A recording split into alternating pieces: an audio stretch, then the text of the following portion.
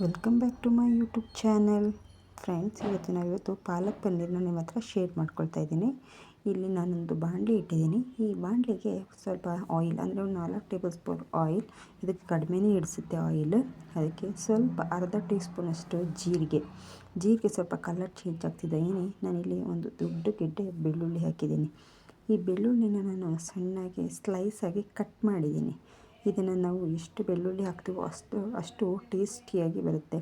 ಇದು colour change ಆಗಬೇಕು. ಇದು ಫುಲ್ಲು ಗೋಲ್ಡನ್ ಬ್ರೌನ್ ಬಂದಾಗ ಇದರದ್ದು ಟೇಸ್ಟ್ ಇನ್ನೂ ಚೆನ್ನಾಗಿ ಬರುತ್ತೆ.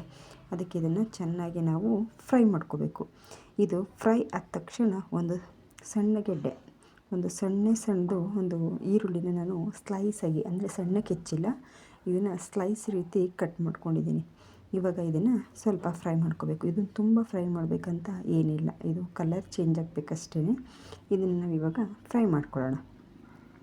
ಇದ್ರ ಪಕ್ಕದಲ್ಲೇ ನಾನಿವಾಗ ಪಾಲಕ್ ಸೊಪ್ಪು, ಸ್ವಲ್ಪ ಹಸಿಮೆಣಸಿನ್ಕಾಯಿ ಹಾಗೆ ಟೊಮೆಟೊ ಇದಿಷ್ಟನ್ನು ನಾನು ಬಾಯ್ಲ್ ಮಾಡೋಕ್ಕೆ ಇಟ್ಟಿದ್ದೀನಿ. ಪಾಲಕ್ ಸೊಪ್ಪನ್ನ ನಾವು ತುಂಬಾ ಬೇಯಿಸಬಾರ್ದು, ಅಂದರೆ ಸ್ವಲ್ಪ ಕುದಿಯೋ ನೀರಿಗೆ ಪಾಲಕ್ ಸೊಪ್ಪು ಹಾಕಿ ಎತ್ತಿಟ್ಕೋಬೇಕು ಅಷ್ಟೇ. ಅದಕ್ಕೆ ಸ್ವಲ್ಪ ಕಲರ್ ಚೇಂಜ್ ಆಗಬಾರ್ದು ಅಂತ ಇದ್ದರೆ ನಾವು ಸ್ವಲ್ಪ ಶುಗರ್ನ ಆ್ಯಡ್ ಮಾಡಬೇಕು. ಆವಾಗ ಪಾಲಕ್ ಸೊಪ್ಪು ಹಾಗೆಯೇ ಅದರ ಗ್ರೀನಿಶ್ ಹಾಗೆ ಉಳ್ಕೊಳ್ಳುತ್ತೆ. ಇವಾಗ ಇಲ್ಲಿ ನಾವು ಈರುಳ್ಳಿನ ಫ್ರೈ ಮಾಡ್ಕೊಳ್ತಾ ಇದ್ದೀವಿ. ನಾವು ಈರುಳ್ಳಿನ ಚೆನ್ನಾಗಿ ಫ್ರೈ ಮಾಡ್ಕೊಳ್ತಿದ್ದಂಗೆ ಆಗೋಷ್ಟರಲ್ಲಿ ಅಲ್ಲಿ ಪಾಲಕ್ ಸೊಪ್ಪು ಸಹ ಬೆಂದಿರುತ್ತೆ. ಬೆಳಗಿನ ಬ್ರೇಕ್ಫಾಸ್ಟು ಎಷ್ಟು ಗಿಡಿ ಇರುತ್ತಲ್ವ, ಅದಕ್ಕೋಸ್ಕರ ಪಟಾಪಟ್ ಅಂತ ಎಲ್ಲ ಕೆಲಸ ಅಕ್ಕಿ ಟೈಮ್ ಆಗಬೇಕಾಗುತ್ತೆ. ಅದಕ್ಕೋಸ್ಕರ ನಾನು ಪಕ್ಕದಲ್ಲೇ ಅದನ್ನು ಸಹ ಬೇಯೋದಕ್ಕೆ ಇಟ್ಟಿದ್ದೀನಿ. ಅದು ಬೆಂದ ತಕ್ಷಣ ಅದರ ನೀರನ್ನು ಸಹ ನಾನು ಪಕ್ಕದಲ್ಲಿ ಎತ್ತಿಟ್ಕೊಂಡು ಅದನ್ನು ಸ್ವಲ್ಪ ಪೇಸ್ಟ್ ಮಾಡಿ ಎತ್ತಿಟ್ಕೋಬೇಕಾಗುತ್ತೆ. ಈರುಳ್ಳಿ ಪೇಸ್ಟು ಮತ್ತು ಟೊಮೆಟೊ, ಹಸಿಮೆಣ್ಸಿಕಾಯಿನ ನಾವಿಲ್ಲಿ ತುಂಬ ಜಾಸ್ತಿ ಹಾಕಬಾರ್ದು. ಪಾಲಕ್ ಪನ್ನೀರು ತುಂಬಾ ಸ್ಪೈಸಿ ಆಗಿಬಿಟ್ರೆ ಚೆನ್ನಾಗಿರಲ್ಲ. ಅದು ಸ್ವಲ್ಪ ಮೈಲ್ಡಾಗಿರಬೇಕಾಗುತ್ತೆ. ಈ ರೆಸ್ಟೋರೆಂಟಲ್ಲೆಲ್ಲ ಕೊಡ್ತಾರಲ್ವ, ಮಕ್ಕಳಿಗೆ ಎಕ್ಸ್ಪೆಷಲಿ ಈ ಪಾಲಕ್ ಪನ್ನೀರ್ ಅಂದರೆ ತುಂಬಾ ಇಷ್ಟ. ನಾವು ಸಹ ಚಿಕ್ಕವರಿರಬೇಕಾದ್ರೆ ಪಾಲಕ್ ಪನ್ನೀರ್ ಅಂತ ಹೇಳಿಬಿಟ್ರೆ ತುಂಬಾ ಖುಷಿ ಪಡ್ತಿದ್ವಿ. ಈಗಲೂ ಅಷ್ಟೇ, ಮಕ್ಕಳು ಫುಲ್ ಟಿಫಿನ್ ಬಾಕ್ಸ್ ಖಾಲಿ ಮಾಡ್ತಾರೆ. ಇವಾಗ ನಾವು ಇದಕ್ಕೆ ಸ್ವಲ್ಪ ಸ್ಪೈಸಿ, ಅಂದರೆ ಅರಿಶಿನ, ಸ್ವಲ್ಪ ಚಿಲ್ಲಿ ಪೌಡರ್, ಧನಿಯಾ ಪೌಡರ್ ಹಾಗೆ ಗರಂ ಮಸಾಲ ಇಷ್ಟನ್ನು ಹಾಕಿದ್ದೀನಿ. ಚಿಲ್ಲಿ ಪೌಡರ್ನ ಜಾಸ್ತಿ ಹಾಕಬಾರ್ದು ಇಲ್ಲಿ, ಏಕೆಂದರೆ ಸ್ವಲ್ಪ ನಾವು ಟೇಸ್ಟಿಗೆ ಅಂತ ಅಷ್ಟೇ ನಾವಿಲ್ಲಿ ಹಾಕ್ತಿರೋ ಅಂಥದ್ದು. ಇದನ್ನು ಹಾಕಿ ಸ್ವಲ್ಪ ಫ್ರೈ ಮಾಡ್ಕೋಬೇಕು. ಜಾಸ್ತಿ ಫ್ರೈ ಮಾಡಬಾರ್ದು, ಘಾಟಾಗಿ ಸೀದೋಗ್ಬಿಡುತ್ತೆ ಸ್ಪೈಸಸ್ ಎಲ್ಲ. ಅದಕ್ಕೆ ಸ್ವಲ್ಪನೇ.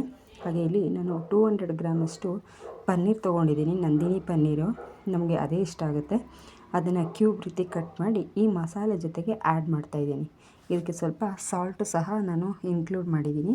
ಇವಾಗ ಉಪ್ಪು, ಖಾರ ಎಲ್ಲ ಇದಕ್ಕೆ ಪನ್ನೀರ್ ಜೊತೆಗೆ ಹೊಂದ್ಕೊಂಡಾಗ ಅದರ ಟೇಸ್ಟ್ ನಾವು ತಿಂದಾಗ ಅದು ಬರೀ ಸಪ್ಪೆ ಅಂತ ಅನಿಸಲ್ಲ. ಇವಾಗ ಇದನ್ನೆಲ್ಲ ಹಾಕಿ ಸ್ವಲ್ಪ ಫ್ರೈ ಮಾಡ್ಕೋಬೇಕು. ಪನ್ನೀರನ್ನ ಕೆಲವರು ಮೊದಲೇ ಫ್ರೈ ಮಾಡಿ ಇಟ್ಕೊಂಡು ಆಮೇಲೆ ಸೇರಿಸ್ತಾರೆ. ಬಟ್ ನಾವಿಲ್ಲಿ ಇದ್ರ ಜೊತೆನೇ ಹಾಕಿ ಫ್ರೈ ಮಾಡ್ತಾಯಿದ್ದೀವಿ. ಒಬ್ಬೊಬ್ಬರು ಒಂದೊಂದು ರೀತಿ ಮಾಡ್ತಾರೆ, ಒಬ್ಬೊಬ್ಬರ ಕೈ ರುಚಿ ಒಂದೊಂದು ಥರ ಟೇಸ್ಟ್ ಬರುತ್ತೆ ಅಲ್ವಾ. ಇವಾಗ ಟೊಮೆಟೊ, ಆನಿಯನ್ ಮತ್ತು ಹಸಿಮೆಣ್ಸಿನ್ಕಾಯಿ ಇದಿಷ್ಟನ್ನು ಪೇಸ್ಟ್ ಮಾಡಿದ್ದೀನಿ. ಇದನ್ನು ಸಹ ಇದ್ರ ಜೊತೆಗೆ ಹಾಕ್ಕೋಬೇಕು. ಇದ್ರ ಜೊತೆಗೆ ಆ್ಯಡ್ ಮಾಡಿ ಇವಾಗ ನಾನು ಇದನ್ನು ಸ್ವಲ್ಪ, ಅಂದರೆ ಇದೆಲ್ಲ ಆಲ್ರೆಡಿ ಬಾಯ್ಲ್ ಆಗಿರೋದ್ರಿಂದ ತುಂಬಾ ಫ್ರೈ ಆಗಬೇಕಂತ ಏನಿಲ್ಲ, ಸ್ವಲ್ಪ ಫ್ರೈ ಮಾಡ್ಕೊಳ್ತೀನಿ.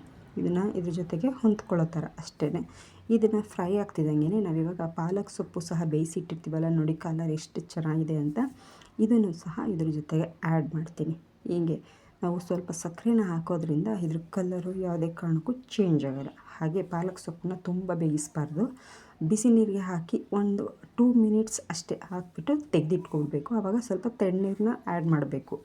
ಇವಾಗ ನಾವು ಪಾಲಕ್ ಸೊಪ್ಪಿಗೆ ನೀರು ಹಾಕಿರ್ತೀವಲ್ಲ ಬೇಯೋದಕ್ಕೆ, ಆ ನೀರನ್ನು ವೇಸ್ಟ್ ಮಾಡ್ದೇ ಇದನ್ನು ಸಹ ಇದ್ರ ಜೊತೆಗೆ ಹಾಕ್ಕೊಂಡು ನಮಗೆ ಎಷ್ಟು ಹದ ಬೇಕು, ತುಂಬ ಗಟ್ಟಿನೂ ಇರಬಾರ್ದು, ಇದು ತೆಳ್ಳನೂ ಇರಬಾರ್ದು, ನೀರು ಥರ ಇದ್ರೂ ಚೆನ್ನಾಗಿರಲ್ಲ. ಒಂದು ಮೀಡಿಯಮ್ ಅದಕ್ಕೆ ನಾವು ಇದನ್ನು ಸೆಟ್ ಮಾಡ್ಕೋಬೇಕು. ಇದಕ್ಕೆ ನಾವು ಇದನ್ನು ರುಬ್ತೀವಲ್ವ, ಟೊಮೆಟೊ ಮತ್ತು ಆನಿಯನ್, ಇದನ್ನು ರುಬ್ಬಬೇಕಾದ್ರೆ ನಾವು ಇಲ್ಲಿ ನಾನು ಸ್ವಲ್ಪ ಸಾಲ್ಟ್ ಸಹ, ಅಂದರೆ ಕಲ್ಲುಪ್ಪು ಹಾಕ್ಕೊಳ್ತಾಯಿದ್ದೀನಿ. ನೀವು ಪೌಡ್ರ್ ಉಪ್ಪಾರು ಹಾಕ್ಕೊಬೋದು, ಇಲ್ಲ ಕಲ್ಲುಪ್ಪು ಹಾಕಿದ್ರೆ ಟೇಸ್ಟ್ ಜಾಸ್ತಿ ಬರೋ ಅಂಥದ್ದು, ಅಂದರೆ ನಾನು ಅಂದ್ಕೊಂಡಿರೋ ಪ್ರಕಾರ. ಇವಾಗ ಇದನ್ನು ಬೇಯೋದಕ್ಕೆ ಇಡೋಣ, ಸ್ವಲ್ಪ ಬಾಯ್ಲ್ ಆಗಲಿ. ನಾನು ಆಗಲೇ ಹೇಳ್ತಾಯಿದ್ದೆ, ಟೊಮೆಟೊ ಮತ್ತು ಆನಿಯನ್ನು, ಹಸಿಮೆಣ್ಸಿನ್ಕಾಯಿ ಬೇಯಿಸ್ಬೇಕಾದ್ರೇ ಇಲ್ಲಿ ನಾನು ಸಕ್ಕರೆನೂ ಸ್ವಲ್ಪ ಆ್ಯಡ್ ಮಾಡಿದ್ದೀನಿ. ಅದರ ಟೇಸ್ಟ್ ಚೆನ್ನಾಗಿ ಬರುತ್ತೆ ಅನ್ನೋ ಉದ್ದೇಶಕ್ಕಷ್ಟೇ. ನಾವು ಟೊಮೆಟೊ ಬೇಯಿಸ್ತಿರ್ತೀವಲ್ಲ ಆವಾಗ ನಾವು ಗೋಡಂಬಿನೂ ಸ್ವಲ್ಪ ಒಂದು 10 ಹಾಕ್ಕೊಂಡು ಬೇಯಿಸ್ಬಿಟ್ಟು ಅದನ್ನು ಪೇಸ್ಟ್ ಮಾಡಿ ಹಾಕಿದ್ರೆ ಟೇಸ್ಟ್ ಇನ್ನು ತುಂಬ ಚೆನ್ನಾಗಿ ಬರುತ್ತೆ. ನಾನಿಲ್ಲಿ ಗೋಡಂಬಿನ ಸ್ಕಿಪ್ ಮಾಡಿದ್ದೀನಿ. ಇದು ಹಾಲಿನ ಕೆನೆ, ಫ್ರೆಶ್ ಕ್ರೀಮ್ ಇಲ್ಲ ಅಂದರೆ ಹಾಲಿನ ಕೆನೆ ಸ್ಟೋರ್ ಮಾಡಿಟ್ಟಿರ್ತೀವಲ್ವ ಅದನ್ನು ಅರ್ಧ ಕಪ್ ಆಗೋಷ್ಟು ಇದನ್ನು ನಾವು ನೀವು ಎಷ್ಟು ಬೇಕಾದರೂ ಹಾಕ್ಕೋಬೋದು, 1 ಕಪ್ ಬೇಕಾದರೂ ಹಾಕ್ಕೋಬೋದು. ಟೇಸ್ಟ್ ತುಂಬಾ ಚೆನ್ನಾಗಿ ಬರುತ್ತೆ. ಇಲ್ಲಿ ನಾನು ಗೋಡಂಬಿ ಹಾಕಿಲ್ವಲ್ಲ ಅದಕ್ಕೋಸ್ಕರ ನಾನು ಹಾಲಿನ ಕೆನೆಯನ್ನು ಫ್ರೆಶ್ ಕ್ರೀಮಾಗಿ ನಾನಿಲ್ಲಿ ಬಳಸ್ಕೊಂಡು ಅದನ್ನು ಸಹ ಇದರಲ್ಲಿ ಆ್ಯಡ್ ಮಾಡಿದ್ದೀನಿ. ಇವಾಗ ನೋಡಿ ಕಲರೆಲ್ಲ ಎಷ್ಟು ಚೆನ್ನಾಗಿದೆ. ಇಷ್ಟು ಇದರಿಂದ ಹದ ಇದ್ದರೆ ನಮಗೆ ಸಾಕಾಗುತ್ತೆ. ಚಪಾತಿ ಜೊತೆಗಂತೂ ಬೆಸ್ಟ್ ಕಾಂಬಿನೇಷನ್. ಇವಾಗ ನಮ್ಮ ಪಾಲಕ್ ಪನ್ನೀರು ರೆಡಿಯಾಗಿದೆಯಾ ಅಂತ ಚೆಕ್ ಮಾಡ್ಕೊಳ್ಳೋಣ.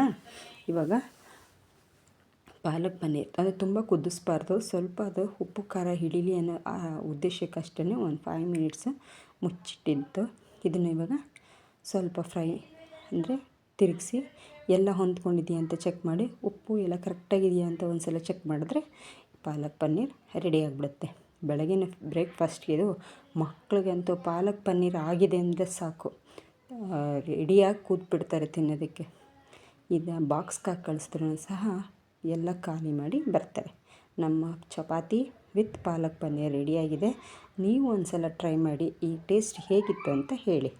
ಮತ್ತೆ ಇನ್ನೊಂದು ಡಿಶ್ ಜೊತೆಗೆ ನಿಮ್ಮ ಜೊತೆ ಮೀಟ್ ಮಾಡ್ತೀನಿ. ಅಲ್ಲಿ ತನಕ ಟೇಕ್ ಕೇರ್, ಬಾಯ್ ಬಾಯ್.